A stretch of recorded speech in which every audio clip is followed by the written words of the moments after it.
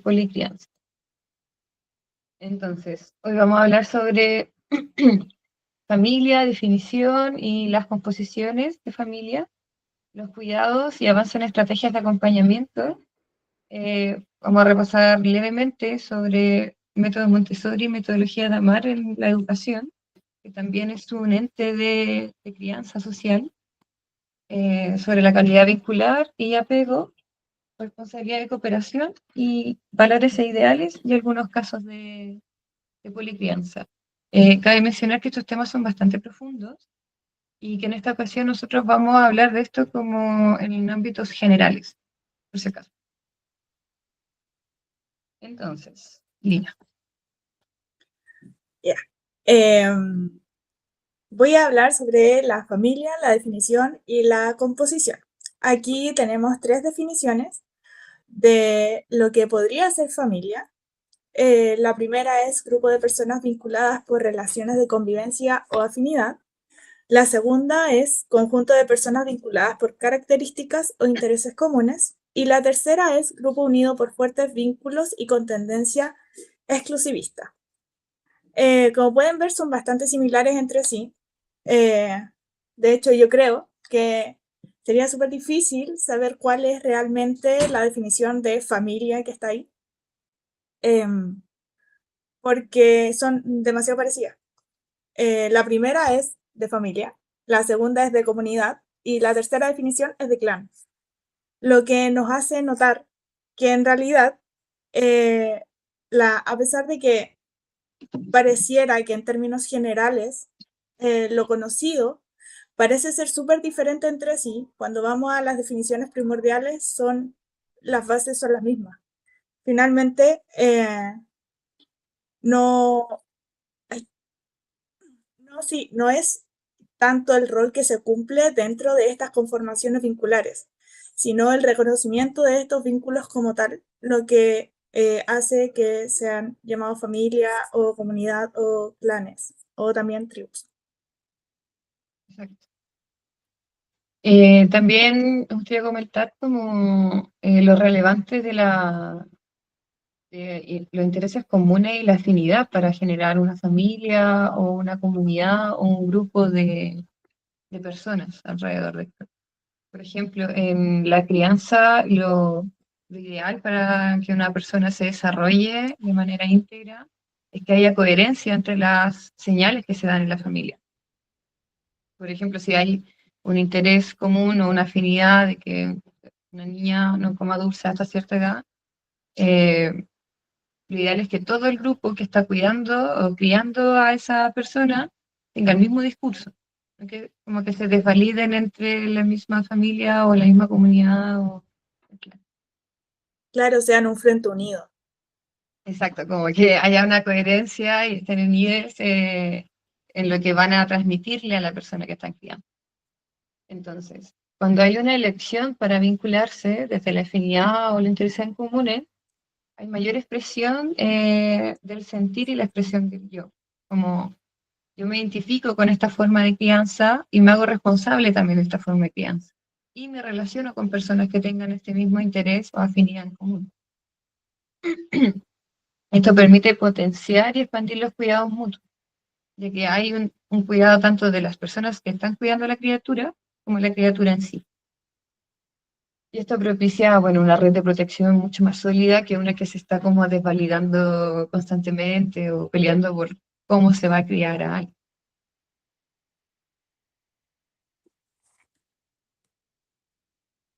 Cuando se habla de las primeras, de los primeros pasos en la cocrianza, no se habla mucho sobre esta parte de la cocrianza, que es el Homo erectus, que fue uno de los precursores de la crianza comunitaria, por así decirlo. Fue importante en ese momento, no solamente porque fue el primer homínido en caminar erguido, sino también porque tenía un sentido de cooperación general en el espacio que compartía con otros. También se dio que con el Homo erectus la crianza pasó a ser algo que duraba más tiempo. Los mamíferos, como saben, son de nacer y aprender a caminar o a correr casi en el mismo día. En cambio, con el Homo erectus se desarrolló esta idea de que no era solamente nacer y lanzarlo al mundo, sino que era acompañar, cuidar, contener, proteger, hasta que este ser fuera capaz de tener las habilidades para enfrentarse al mundo. En este caso no era como ahora, que hasta los 18, 20 años que somos muy dependientes de nuestros cuidadores, pero la gestación se daba durante 18 meses. Eran 9 meses dentro del útero y 9 meses fuera. Y a los 9 meses de edad ya estaba la capacidad de gatear y faltaba muy poco para caminar. Entonces, obviamente, dado el tiempo que compartían, se generaba un intercambio en el que el Homo erectus adulto se daba cuenta de las necesidades de la cría y cuidaba y protegía a la cría, lo que significaba cuidados y lo que en consecuencia generaba rasgos de apego.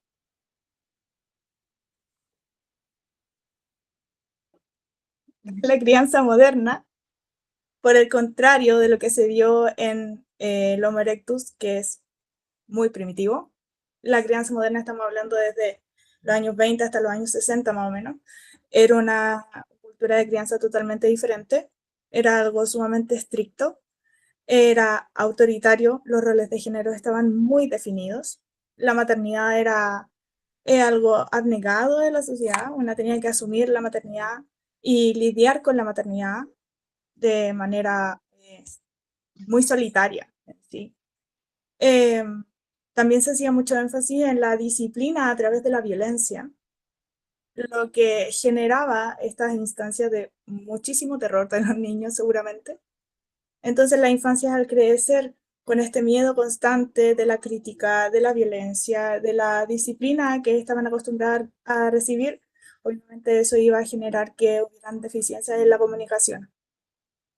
La única comunicación que ellos entendían que ellos tenían en ese momento era la violencia de los cuidadores, por lo que no sabían comunicarse, no construían herramientas para sí mismos y seguramente tampoco tenían la capacidad de aprender a gestionarse más allá de la violencia.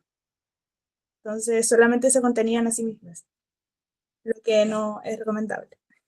No. De hecho, entre los crianzas, cabe destacar que como que hablamos de crianza moderna, hablando como de quizás de un pasado, porque hoy en día quizás hay más información sobre crianza respetuosa, pero todavía los modelos autoritarios y de violencia para criar están presentes en algunas familias también. También la cocrianza aún existe en algunas tribus del mundo que tienen modelos matrísticos y lo problemático de la crianza autoritaria o del el énfasis en la obediencia es que las personas no alcanzan a tener una autoconciencia de lo que necesitan y de su identidad. Como si una niña está teniendo una pataleta y yo voy y le pego y la callo, no le doy el espacio ni la oportunidad a esa niña para poder decir, para poder hacer un proceso de automentalización, de decir, uy, esto es lo que yo siento, y con palabras puedo expresarle a mi criadora cómo me puede cuidar o cómo me puede ayudar. Y eso fomenta también un apego seguro, fomenta, como dice Dina, una comunicación, un apego también seguro. Que la diferencia entre una crianza estricta o muy autoritaria o énfasis en la obediencia y en la violencia no permite esos espacios de autoexploración, de conciencia, de habilidades comunicativas. La crianza respetuosa es la idea de crianza que se debería ejecutar. ¿Sí? Es como lo que deberíamos buscar cuando estamos criando, cuando estamos cuidando. Eh, eh, es esto, ¿sí? De fomentar espacios de comunicación abierta, fomentar la validación de emociones. También se da harto que la salud no es solamente algo físico, sino algo también emocional y no es algo individual de la criatura no es individual de las niñas, sino que los cuidadores en general están súper involucrados en cada aspecto de la vida de las niñas. Van a actos del colegio, por ejemplo, que es algo que es una podría verlo como algo súper común, pero en verdad hay muy poco tiempo como adultos para poder hacer esas cosas, para darse los espacios. Entonces la crianza respetuosa intenta impulsar esta idea de acompañamiento, de contención, de enseñar desde la empatía, desde los cuidados, enseñarles a cuidarse, también cuidando a las otras personas de manera recíproca. Y se les entregan responsabilidades de acuerdo a su edad, de manera integral. No es llegar y lanzarle un montón de responsabilidades que sabemos que no van a ser cubiertas, no van a ser cumplidas porque son niñas. Entonces hay que entregar un poco más de atención. También se fomenta el respeto a la diversidad y la deconstrucción de los roles de género. Ya no se regalan muñecas y guaguas a las niñas, sino que se les regalan cosas que representan otras cosas. No representan necesariamente el rol que deberían cumplir a medida que van creciendo. Ya Claro, como sea, la explotación de interés. Claro. claro. Como, le gustará la música, le gustará el deporte, le gustará pintar, ¿qué le gustará del mundo, no? Como más que Y, un sien- rol, pero como progresión de sus habilidades, sus intereses, sus gustos. y siento que también tiene que ver mucho con la desobjetivización que se tiene de las niñas. Dejar de pensar que son como muebles y que aunque hablen, no van a decir nada importante. La crianza respetuosa se trata sobre comunicación, sobre escuchar activamente lo que tengan que decir, aunque lo digan un millón de veces, aunque te hagan ver un millón de veces la misma película. Estar activo, participativo en esos momentos. Sí, exacto, como muy abierta también a su idea, o sea, a las niñas si uno le abre el espacio de comunicación abierta, a veces tiene una pregunta muy profunda, muy pequeñita, aprenden a desarrollar un pensamiento crítico también, aprenden a desarrollar como grandes habilidades de autoconocimiento de sus emociones, de sus necesidades, de sus límites también. Quizá uno de los retos o desafíos más grandes de la crianza respetuosa es ceder el control, como más adelante lo vamos a revisar, pero está en ceder el control, como yo no puedo dominar a mi, a mi hija, sino lo que tengo que hacer es intentar llegar a un acuerdo. Y a veces es difícil intentar llegar a un acuerdo con alguien de 3 años, pero no es imposible, para nada. Es muy posible, es muy positivo también. Después las niñas muestran una capacidad de autorregulación mucho más grande que otras niñas que no tuvieron un espacio de diálogo. Porque las personas que aprenden como a regular su emoción a través de la violencia, en el fondo no la regulan, sino que solo la contienen y eventualmente explotan.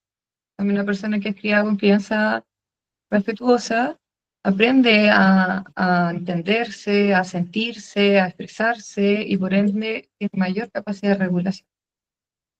Y a ser más compasivo consigo mismo también, que También, creo que es súper importante saber reconocer que somos personas, que nos podemos equivocar, que estamos en constante movimiento, en constante cambio y que un error no va a definir lo que vamos a terminar siendo.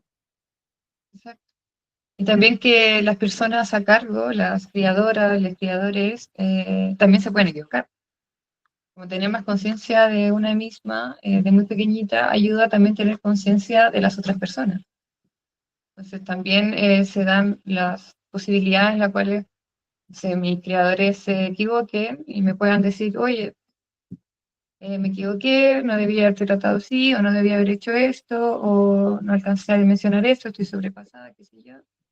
Y eso es muy positivo, porque los niños de pequeñitas, de pequeñitos, pequeñites, aprenden a que cualquier persona se puede equivocar y que puede reparar en eso. Entonces, se forma efectivamente una relación más recíproca entre la persona en desarrollo y la persona que está criando, o las personas que están criando. Vamos a hablar de los métodos educacionales. El método Montessori es una filosofía educativa que se centra en el desarrollo integral de las niñas. Se basa en la idea de que las niñas son seres curiosos y capaces de aprender de manera autónoma. El aprender de manera autónoma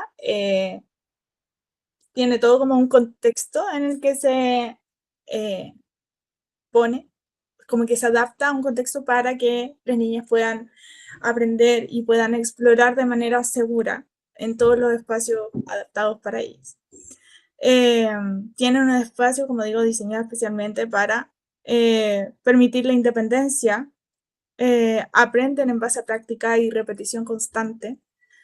No se espera que aprendan a la primera o a la segunda, hay paciencia y son prácticas dinámicas. O sea, puedes hacer lo mismo o puedes hacer lo mismo de diferentes formas una y otra vez para aprender. El aprendizaje autodirigido, donde las niñas eligen sus propias actividades y trabajan a su propio ritmo, que igual es algo súper importante, súper respetuoso, porque siempre se dice que las niñas son todas diferentes y todas tienen sus propios ritmos. Entonces, una metodología que claramente respeta cada proceso y cada avance que podrían tener las niñas que se involucran en este método de enseñanza. Y también súper importante, el rol del adulto es de guía y observador, apoyando el aprendizaje de la niña. O sea, la persona a cargo está observando constantemente, pero no se involucra directamente en cómo está desarrollando estas habilidades el niño. Más que nada es acompañar y contener en caso de que ocurra alguna situación de compleja, de desborde emocional, que se da mucho en niñas que son neurodivergentes, por ejemplo, que pasan por procesos que son súper complejos, que tienen desbordes emocionales fuertes que pueden dejarles durmiendo el resto del día. Entonces, está hecho para que los adultos puedan intervenir cuando sea necesario, pero también dando la libertad para que los niños puedan explorar de manera segura y consciente en todo el espacio en el que se encuentran.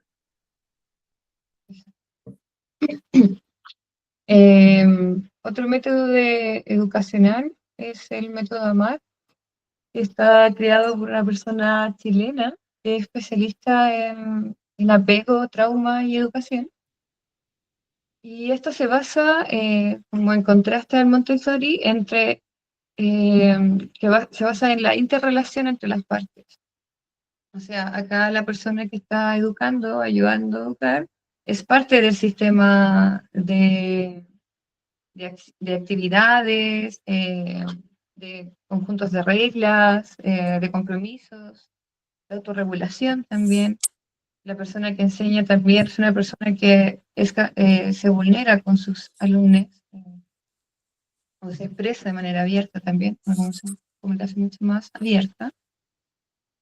Y esto se basa en la capacidad de atención de las partes, o sea, que las partes puedan mantener atención entre ellas y también hacia lo que se está educando, en la mentalización, que es la capacidad de poder interpretar el mapa mental de otra persona y entender cómo esa persona habla, cómo esa persona se expresa, cómo mira, entenderla en el fondo. Más allá de la empatía, es como yo puedo entender de manera intuitiva lo que la otra persona es, hace y dice, y eso se genera con tiempo, con harta atención, con harta comunicación directa y contacto visual.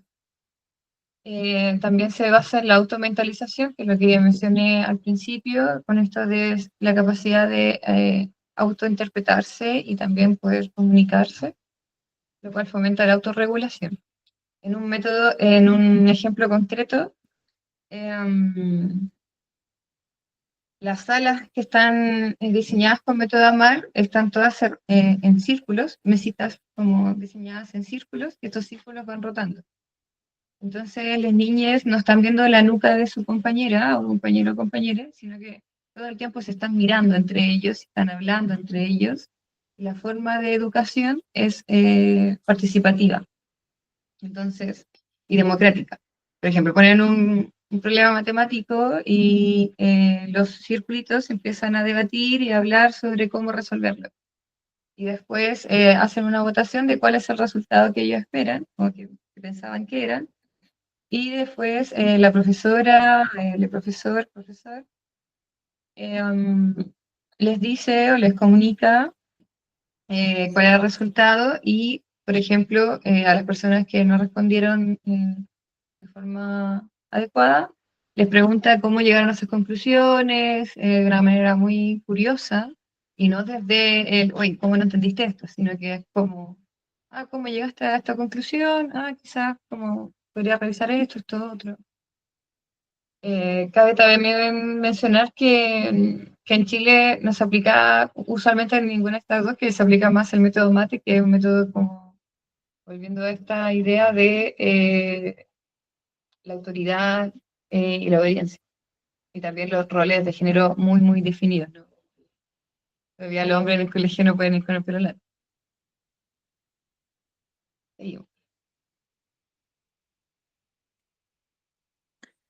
La calidad vincular se refiere al nivel de reciprocidad que se alcanza en una relación. Esta reciprocidad tiene como base una simetría de poder entre los participantes, una equidad en el dar, reconocimiento en el recibir y apertura al error. Yo creo que tiene harto que ver con la metodología del amar, el reconocer la reciprocidad y la simetría de poder. Creo que tiene harto que ver con el apego en general. Cuando las personas tienen apego seguro, se tiende a generar una seguridad súper genuina, una confianza y los espacios en los que puede existir la comunicación no son necesariamente algo como tenemos que hablar sobre esto, sino son más bien como ¿qué sucedió con esta situación? Sean bajo parámetros totalmente diferentes, tanto como de disposición como de preparación a ese tipo de conversaciones.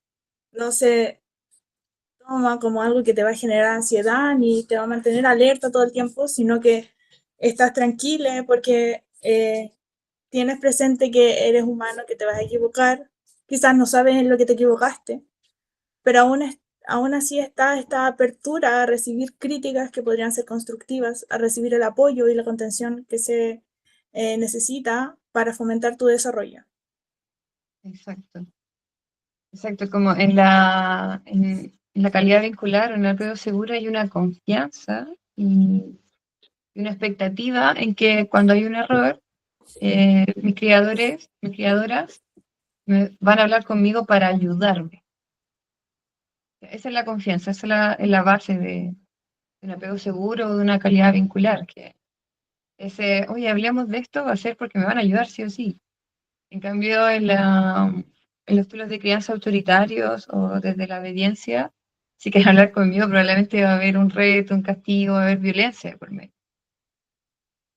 Yo creo que esa es como una de las bases de diferencia entre una crianza con una calidad vincular a una que tiene de base el autoritarismo.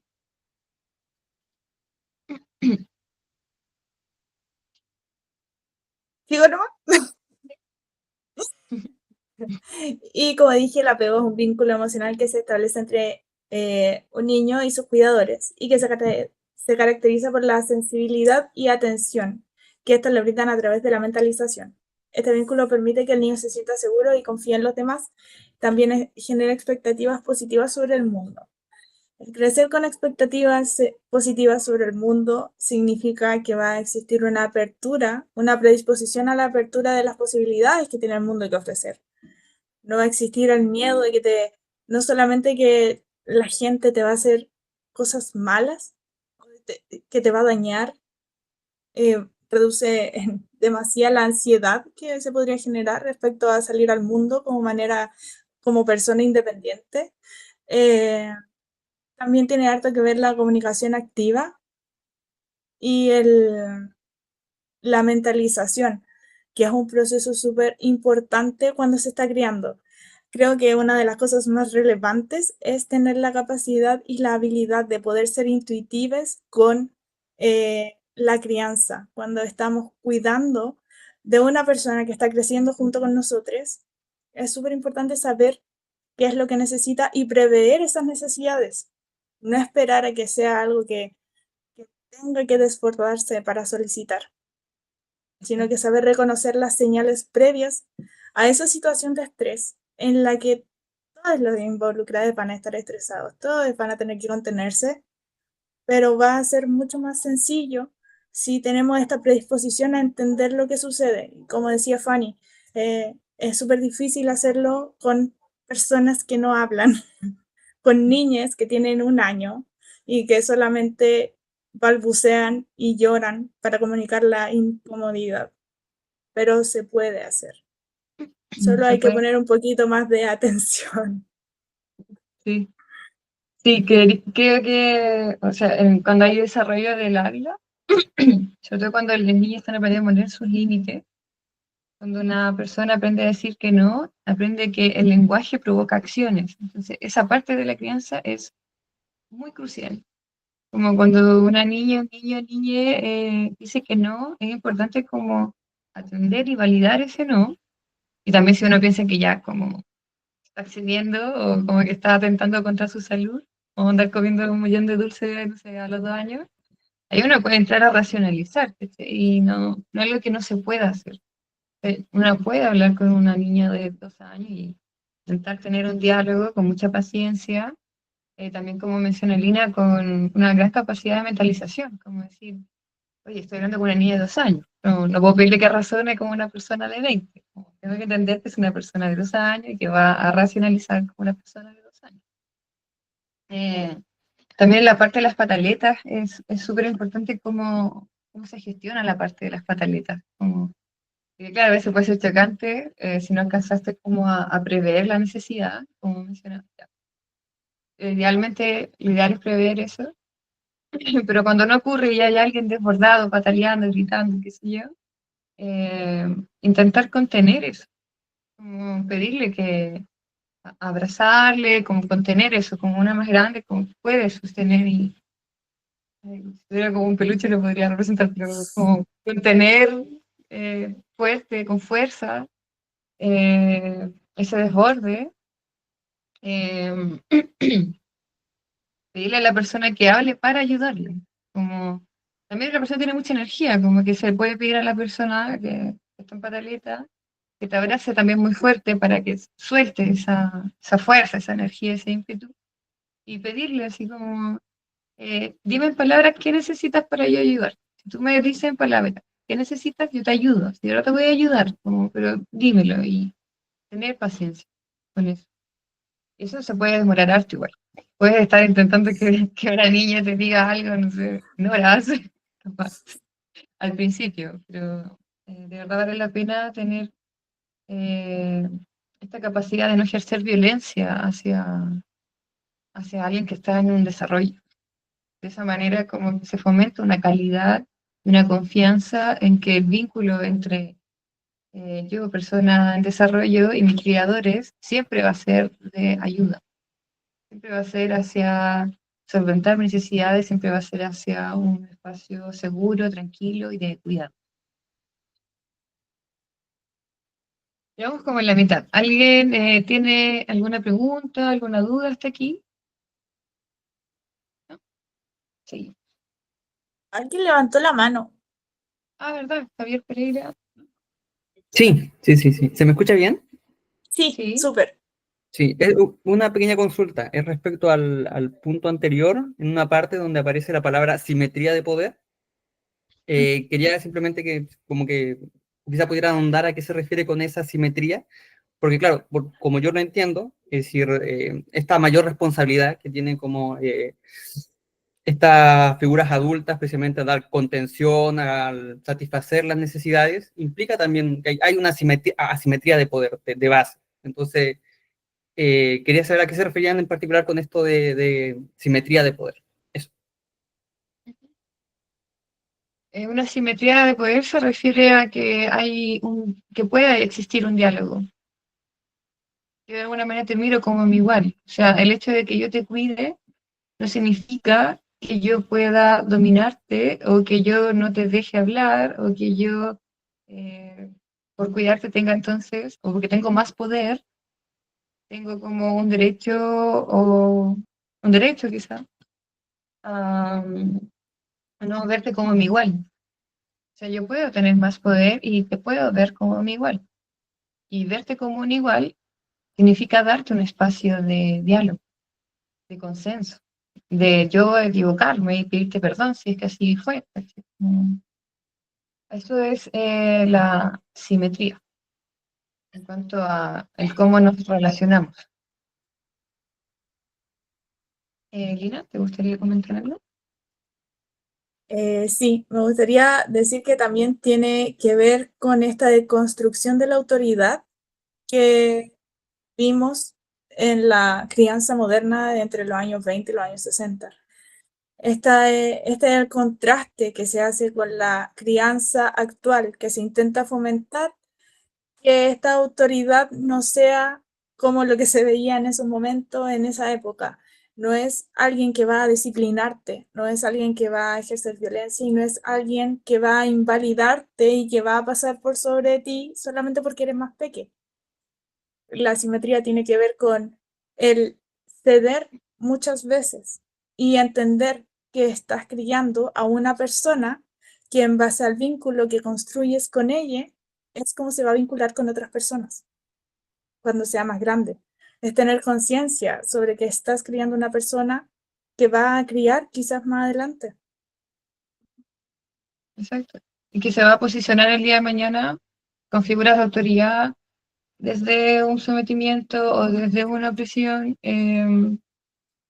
o se va a relacionar desde una igualdad de condiciones. Creo que dejaron un mensaje, pero no alcancé a leer todo. Es bien largo. Dice que muchas veces no es posible porque su cerebro no está del todo desarrollado, exacto. Por lo importante es acompañar la emoción y validar con ejercicios estratégicos, kinésicos, ¿sí? Lograr la calma, exacto. La adrenalina, menor de 7 años, sí, exactamente. Alta la adrenalina. Ujú. Sí, es verdad que efectivamente para tener estas habilidades de paciencia o de diálogo se necesita tiempo. Y también la capacidad de las criadoras, de no desarmarse ante el desarme de su cría. Como la persona que está a cargo de contener ese desarme o esa pataleta o esa regulación emocional, tiene que ser capaz de sostener eso. Entonces, efectivamente, en un sistema que quizás no nos da, no quizás, que derechamente no nos da mucho tiempo para nosotras poder estar tranquilas, para nosotras poder estar reguladas, es más difícil.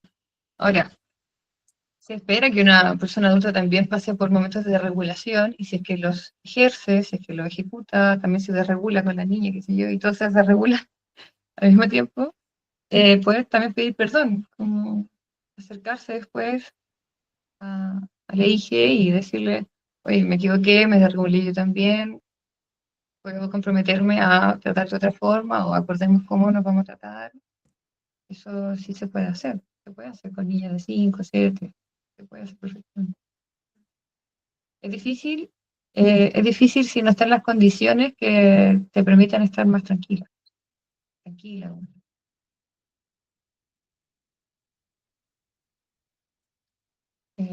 ¿Alguien más tiene algún comentario, pregunta?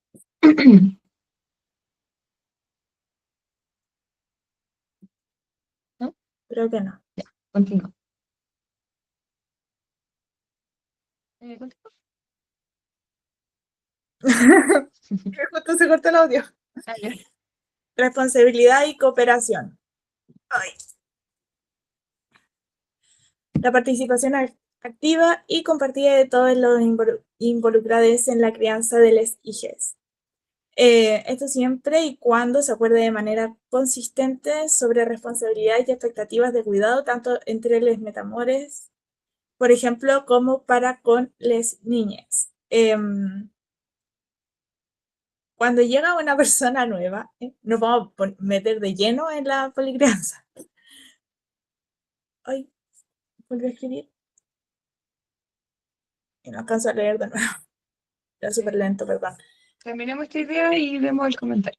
Ya, Ya, cuando llega una ya. nueva persona, No, tranqui, es que yo leo muy lento. Cuando llega una nueva persona es súper importante como tener las vías de comunicación abiertas y también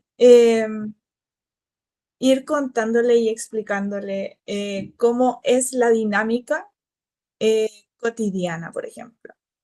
¿Qué es o cómo es la forma en la que tú como cuidadora o cuidadores, estás cuidando a tu hija?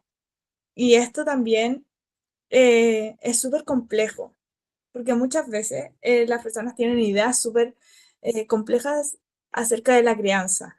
Muchas veces existe mucho miedo e inseguridad, y es por eso que es importante aclarar las expectativas de los cuidados. No es como que una persona va a pasar a llegar y pasar 24/7 con un niño que no conoce, obviamente. Esperemos. Igual eso no obvio, estaría tan mal, pero esa- siempre tener la consideración y estar atente a las preguntas o las necesidades que tenga esta nueva persona al momento de involucrarse con esta nueva familia o nuevos vínculos. También creo que es súper importante que las personas que se van integrando a esta comunidad entiendan que la construcción no es solamente hacia el adulto, sino que la construcción vincular también debería ser hacia el hijo de esta persona. Así como con las mascotas, por ejemplo, que tomamos las mascotas. Pero muchas veces las personas no saben cómo allegarse a las niñas y por eso es súper importante que pregunten y que comenten las inquietudes que tengan y que sepan cuáles son los límites y que sepan imponer sus propios límites también. Generar acuerdos que sean flexibles y que les mantengan en un espacio de comodidad y que no se sientan atosigados por la cantidad de cosas que tienen que empezar a procesar. Todo cambio cuesta. Entonces, hacerlo despacio, hacerlo a un ritmo considerable y que todas las involucradas se puedan sentir cómodas. Esta dinámica no es exclusiva de los vínculos poliamorosos o no monógamos con proyección familiar y expectativa a largo plazo, sino que más seguido se dan situaciones en las que uno de los cuidadores, por ejemplo, comienza una nueva relación y esta nueva persona comienza a compartir la vida con ella y con la pequeña. Esto se da muy seguido. Así que se da muy seguido, eh, de hecho, quizá incluso más en relaciones monógamas, porque pasa que esta relación monógama tienen hijos, se separan, llegan nuevas parejas, y a veces es complicado como ponerse de acuerdo, tanto en modelos de crianza poliamorosas, como en los modelos de crianza monógamos. Lo ideal, y volvemos a repetir como lo del principio, es establecer acuerdos entre todas las partes que cuidan a las niñas. y ser un Eh, frente unido. claro, como que, oye, cuando tienen una pataleta, ¿cómo vamos a reaccionar como criadores? Cuando pida algo que está fuera de su autocuidado, que pasa mucho que los niños piden a veces dulces, cosas así como, ¿qué vamos a hacer cuando quieran hacer una Coca-Cola y tenga 3 años? ¿Qué le vamos a decir sobre eso? ¿Cómo vamos a reaccionar ante eso? Es importante que todas las personas que están involucradas en el sistema de crianza estén de acuerdo con reaccionar de la misma forma, porque si no también después eh, la niña como que empieza, mira, con este adulto puedo hacer estas cosas, con este adulto puedo hacer otras cosas, y también eso provoca confusión en una persona que está recibiendo señales de cuidadores, Señales confusas. señales confusas. Entonces, lo ideal es que haya una coherencia en el sistema de crianza familiar. Y lo otro, entender como el nivel de dependencia que tienen las personas incluso de forma legal, hasta los 18 años. O sea, dependen sí o sí de esos cuidadores para sobrevivir. No pueden sobrevivir por sí mismos en ese sistema sin cuidadores. O sea, hay casos, ¿cierto? Pero lo ideal es que haya un compromiso de acuerdos, de formas, de dinámicas, de protocolos de cómo llevar los modelos de cooperación. Sí. Ceder el control y confiar. Estos son como lo que se debe hacer para que esta situación en la que comenzamos a co-crear con una nueva persona se dé de manera integral y orgánica lo más posible. Primero está reconocer tus miedos, que es súper válido tener miedo porque es una persona externa que va a venir y se va a involucrar. Además de que hay mucha maldad en el mundo, entonces las personas siempre estamos predispuestas a que pasen más cosas malas, a que pasen cosas buenas. Sobre todo porque todos tenemos traumas. Entonces, reconocer ese miedo y que ese miedo sea relevante al momento de tomar la decisión de empezar, por ejemplo, a convivir con alguien, es súper importante. Saber reconocer el miedo y saber reconocer también que quieres gestionar ese miedo para que deje de estar presente o para que disminuya. Un momento.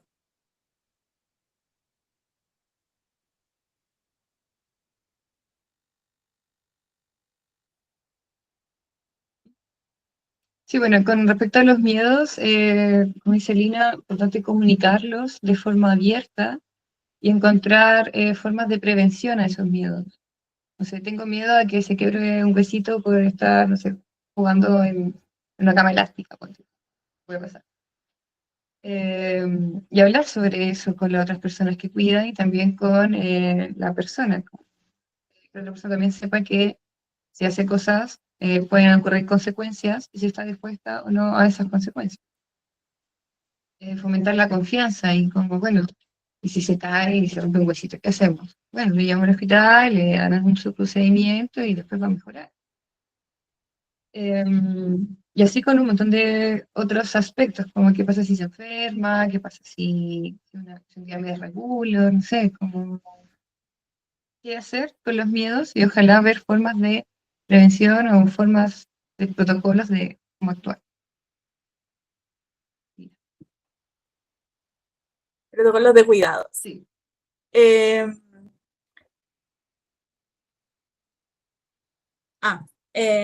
para las personas que cuidan, como decíamos, esto es mucho más habitual en personas que son monógamas y que comienzan nuevas relaciones, que no son con el papá o mamá de la hija. Tener presente que esto no significa abandonar tus responsabilidades o dejar el cuidado por completo de las niñas. Significa trabajar juntos y confiar en que todos están comprometidos con el bienestar de la comunidad o familia.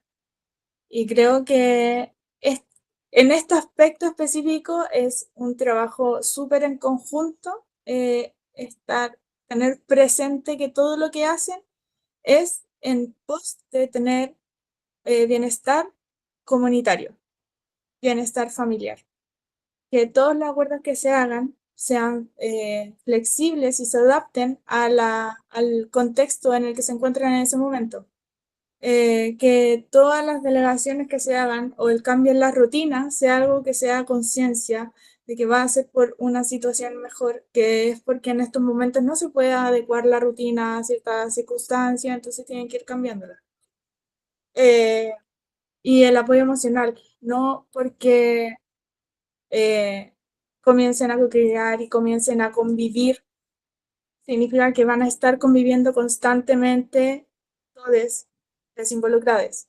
También hay que darse espacios para poder tener, para estar sola y para poder disfrutar de los nuevos vínculos, para poder construir estos espacios que van a ser familiares y también de vínculos. Así como también de mi vínculo con mi hija, por ejemplo, de mi hija conmigo, y tener esas diferencias que van a permitir que la convivencia no sea atosigante entre todos. Va a permitir que sea una convivencia más nutritiva y más nutritiva. Eso. Sí, No encontré otra totalmente. palabra. Sí, los espacios a solas es muy importante, como los espacios de cada diada, los espacios de hija con cada cuidador, cuidadora, cuidadores, son muy relevantes. Y también como los espacios que la niña pueda tener consigo misma, también es súper relevante, como que se conozca a sí misma y que se explore a sí misma. Hay que fomentar que cada persona tenga privacidad e intimidad consigo misma antes de compartir esa intimidad con otros. Exacto. Y esto es la contraparte de lo que decíamos anteriormente. Para las expectativas y el éxito hay que deshacernos por completo, no por completo, Otra si todos sabemos que es complejo. y gestionarla. Hay que aprender a gestionar las inseguridades, aprender a comunicar las inseguridades a las personas adecuadas. Yo no le puedo estar diciendo a mi hija, ¿sabéis lo que pasa? Es que mi vínculo empezó a hacer unas cosas que a mí no me gustaron mucho. No, eso no corresponde. Hay que No, comunicar a las personas adecuadas. Entender que los miedos son una proyección más de nuestras inseguridades y que son súper gestionables si aprendemos a hacerlo. Depende de cada persona para que sea óptimo, pero como que mi casa se puso súper oscura. Uy, está muy clara ahora. Ahí sí. Evitar los acuerdos demasiado rígidos que puedan restringir las libertades de los participantes. El que hayan acuerdos demasiado rígidos también genera mucha tensión y mucha presión en cumplir de cierta forma las cosas que, por ejemplo, yo entiendo de una forma y mis vínculos van a entender de una muy diferente. Hay personas que funcionan con rangos de horario y otras que funcionan con horas puntuales. Entonces, es bueno que los acuerdos no sean tan rígidos como para generar incomodidad o este sentimiento de presión constante.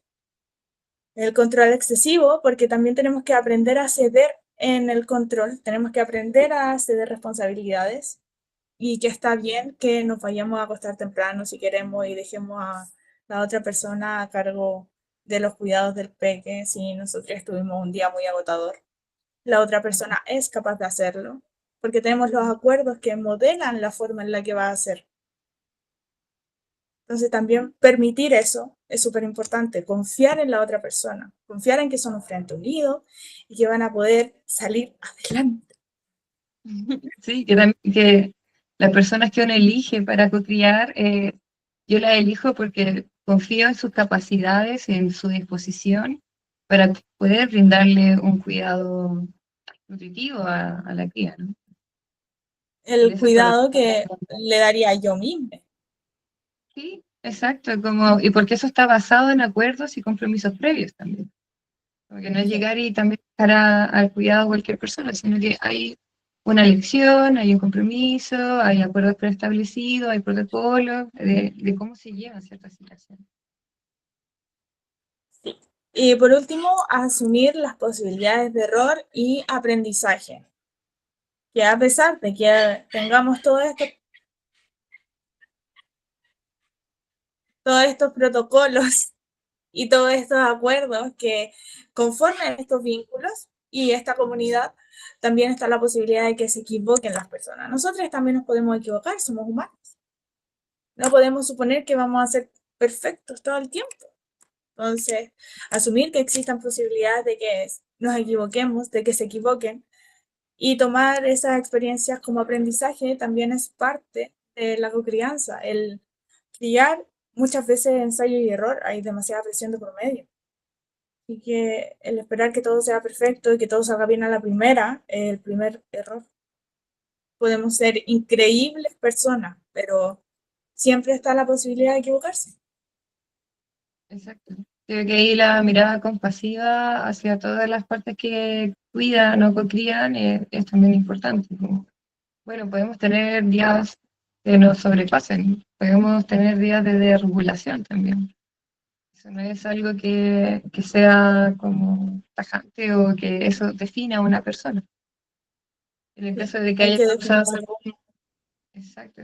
Como en el caso, volvemos a lo que mencionamos al principio, como en el caso de que le cause quizá un daño o un problema a la cría, poder acercarse y decir, uy, me equivoqué, lo vamos a hacer mejor, hablamos, vamos a hacer esto para la próxima, o lo vamos a intentar por lo menos. Demostrar que por último, si no se logran los objetivos de crianza, como que hay un ánimo legítimo de realmente querer hacerlo, de esforzarse en eso. Claro, y también buscar las herramientas adecuadas para poder cumplir con esas expectativas de crianza. O sea, si yo quiero que mi hija deje de consumir tanto azúcar, tengo que reducir el azúcar yo o esconder mi dulce para que no me pida. Claro, o intentar Hay que racionalizarlo, ¿no? adaptarse. Es como intentar llegar a una cuerda Claro, de consumo de azúcar. Sí.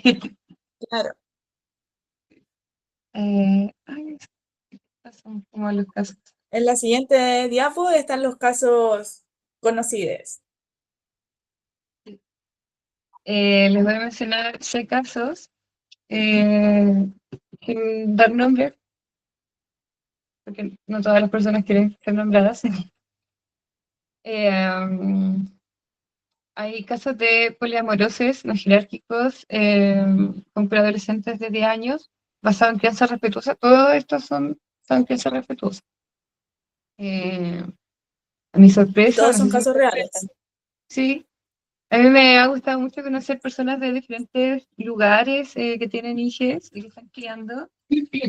Y cuando les pregunto como, bueno, ¿y cómo lo hacen o qué hacen? Me doy cuenta que todos sus discursos están basados en crianza respetuosa. Como, bueno, dialogamos con nuestro hijo, como le vamos resolviendo sus dudas a medida que las van teniendo o a medida que van preguntando.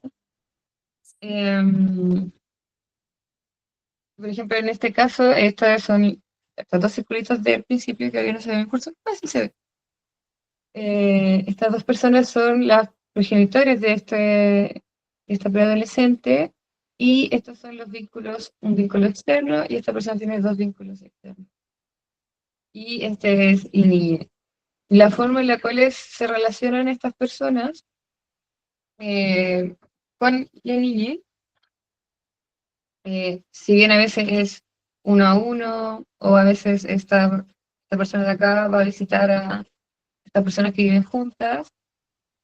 Y en cuanto a cómo se relacionan estas personas delante de la niña, del adolescente, de los adolescentes cuando crece, es a través de una dinámica amistosa, de cuidados también, de atención hacia la niña, en medida que la preadolescente, adolescente, en este caso, empieza a preguntar sobre la relación que hay ahí, se va respondiendo en medida de que la niña va preguntando.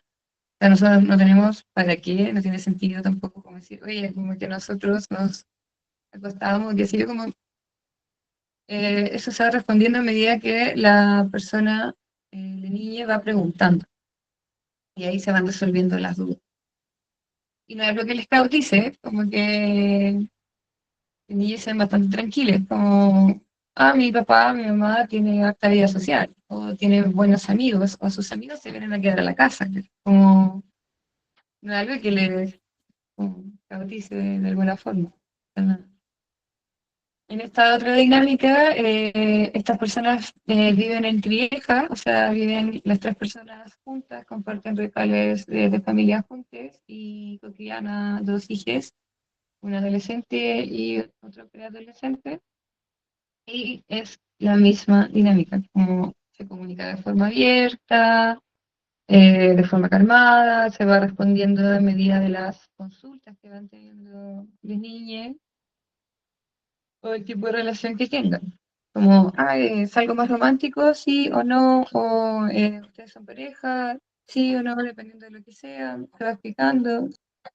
no es algo que les cautiza, o sea, a los niños les gusta tener más figuras de cuidado, les gusta tener más atenciones de varias personas, les gusta que, no sé, en su cumpleaños vayan varias personas y les regalen una cita, les gusta que en sus, como decía Lina, en los actos del colegio, vaya la mamá, el papá, el amigo o los otros vínculos también, como una super barra, casi, como Santiago había una chica que decía que a ella le complicaba que en el colegio la juzgaran porque, no sé, iba a ella, el papá, iba a otro vínculo y a veces las apoderadas se escandalizaban más que las niñas que era como, oye, mira, esto un montón de gente, ¿cachai? Como, está detenido eso. Claro, no es algo que les cautice a ellas, como que más bien le cautiza como al entorno de ver por qué hay tantas apoderadas en el acto escolar. Eh, Acá hay otro caso de una persona poliindependiente, para las personas que no han asistido a otras charlas. Las personas poliindependientes son personas que formulan vínculos con otras personas, pero sin una finalidad de convivencia o de formar una familia, otra familia más. O en realidad más que formar otra familia es tener hijos, tener más hijos. Entonces esta persona se relaciona con estos dos vínculos que no tienen una relación de convivencia, pero sí se juntan con esta otra persona y también comparten. Acá no hay problema con que te desconectes y conectes. Eh, y estas dos otras personas también comparten espacios con estas niñas, delante de la niña como, insisto, como una dinámica amistosa, de cuidados, de atención hacia la cría. Y también lo mismo, o sea, el niño se ve a alguien como afectado porque su padre o su mamá tiene más relaciones sociales. Me he dado cuenta que la interpretación de las niñas es mi mamá, mi papá o su discurso es como tiene vida social. Tiene varias amigas o varias personas que lo acompañan y no sé, me cuidan y me dan cositas. Eh, Acá también en una niñez de 6 años, que también fue bastante respetuosa, se dio sí, esta dinámica de que una de las partes tenía una relación monógama y la otra parte tenía una relación poliamorosa. Y lo mismo es como uno de mis criadores tiene una relación romántica con otra persona y otro de mis criadores tiene más relaciones con más de una persona. Y ellos me cuidan, salimos de paseo, todo bien. Y lo mismo que pasa en estos dos otros casos, que aquí hay, por ejemplo, dos personas que están juntas, que conviven y que tienen como relaciones externas, pero estas relaciones externas interactúan con la niña de manera más ocasional, como capaz que no todos los fines de semana o no todas las semanas, porque es algo mucho más extenso, como una vez al mes, cada 2 meses. Y eso también se puede hablar. También uno puede explicar, oye, es que no te voy a ver tan seguido, pero vuelvo, me comprometo con este vínculo. Creo que lo relevante en las cocrianzas es el compromiso que una persona pueda ejercer con las niñas. Que ojalá que una ruptura del vínculo, de la relación, no signifique como una especie de abandono hacia la niña. Como entender que si yo formulo un vínculo eh, con alguien que con un niño es un vínculo. No puedo llegar y desaparecerme, sino que tengo que hacer también un proceso, si quiero, de separación, de entendimiento, de acuerdo, de despedida, incluso si es necesario, con tal de respetar el vínculo que se creó y no llegar a romperlo, como que intentar diferenciar el vínculo que se ejerce con la figura de niñez es también distinto a la figura de sus criadores y también hay un sistema que se comparte entre todos.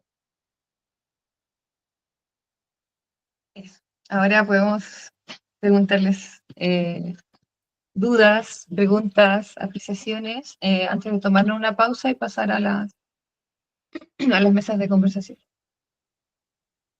Dejo la palabra abierta.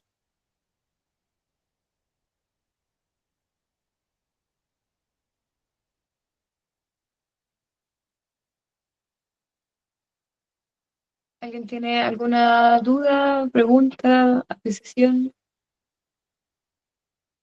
¿Antes de pasar a la pausa? Yo, Dana y Jaime. que igual en la última parte cuando estaban hablando de los casos y que claro, al niño quizá no le afecta la dinámica que tenga su familia. Igual es complicado cuando el resto sí le afecta, cuando los apoderados de su colegio sí le afecta, cuando los vecinos sí, cuando quizás esas personas van a empezar a hablar, van a empezar a hablar a sus hijos también, los hijos van a empezar a hablar del niño, o sobre todo cuando hay una relación mala con, por ejemplo, el otro padre o madre, cuando hay como peleas de por medio y va a ser una excusa como para querer como separar a la persona o al niño, ¿cachai? Esto es como lo que he visto en algunos casos que igual es difícil, como que al final me pregunto, hay que ocultarlo, hay que, o sea, como por el bien del niño, no porque a él le importe, sino que porque el resto de la sociedad como que te va a hacer daño y te va a discriminar y te va a afectar al fin y al cabo.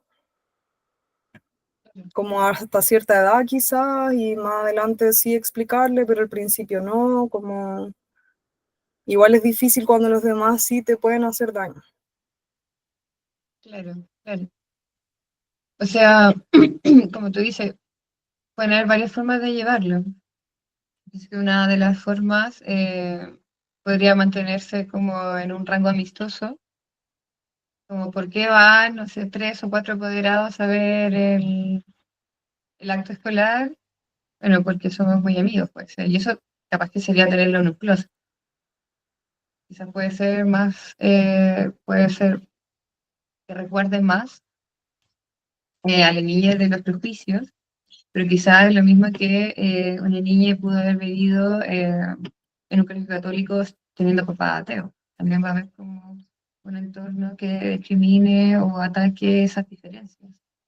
Entonces, asumiendo que quizás es poco probable o que hay que tener mucho cuidado en qué colegio matriculamos a nuestros niños, cómo afrontamos el dolor, cómo afrontamos, no sé, el bullying, cómo afrontamos con la niña lo que nos dice el resto.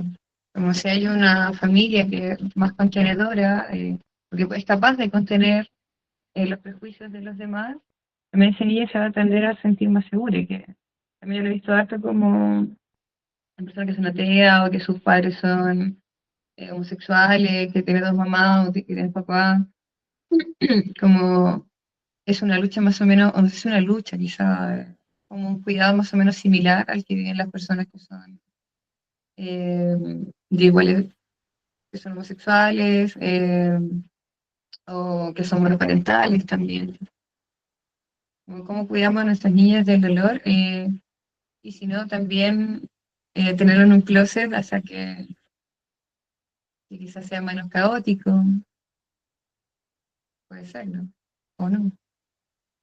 Habría que ver cómo entre las personas que están criando, cómo abordar esa situación. Lina, ¿quieres comentar algo?